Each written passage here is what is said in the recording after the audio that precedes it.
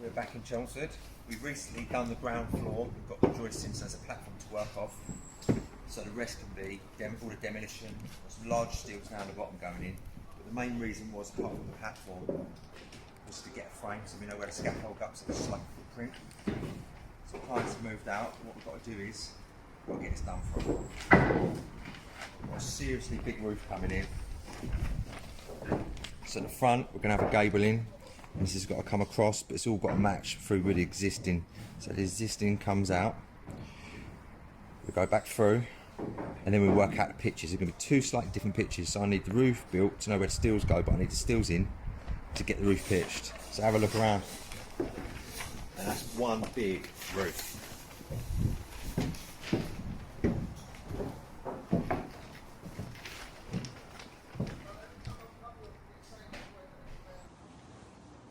Wall that goes right through here. What I want to make sure is, do I set it back 15 mils so the plasterboard to plasterboard, but you're going to get a crack, timber to brick, not good. So what I'd rather do, bring it out 15 mil, when that plasterboard line goes right through, you can dot and dab it.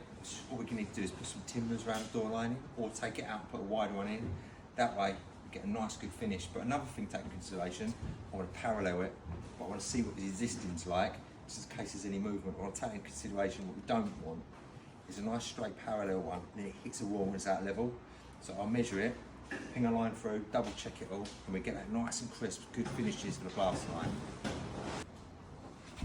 Working the measurements out here, got the wall going through here, 70 mil out in these two rooms. So do I split the difference? What's the best way to work that?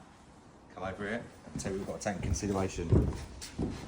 This brickwork's getting knocked out, and we've got 2 steps down to the landing. So what I work out is my maximum treads on my 2 steps, and then when we get to the top, we've got the landing space, and there's a minimum, as I'm aware of at the moment, it's 900.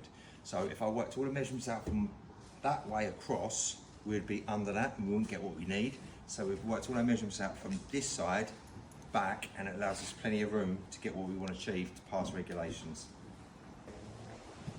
I'm just waiting to confirm the sizes of these windows.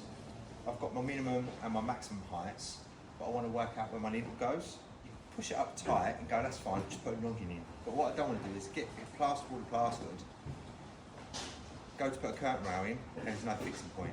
So what I want to do is, I've worked down, put some small noggins in, put my needle in, and you've got a nice 150, 175 mil to fix to, you've got a solid fixing.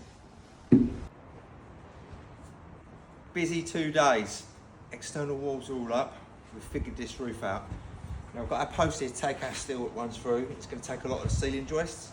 Put a piece of ply up there, just packs it up in 12 mil.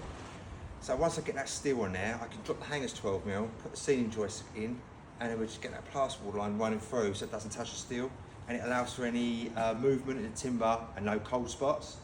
What we've also done up the top here is we've got our post. This is going to be taking our steel rib that goes right across and back up again. How do we get that? Put a piece of timber up there the size of the steel, and a couple of the old rafters, worked out from that. Used a laser level, make sure we've got our points, setting it out.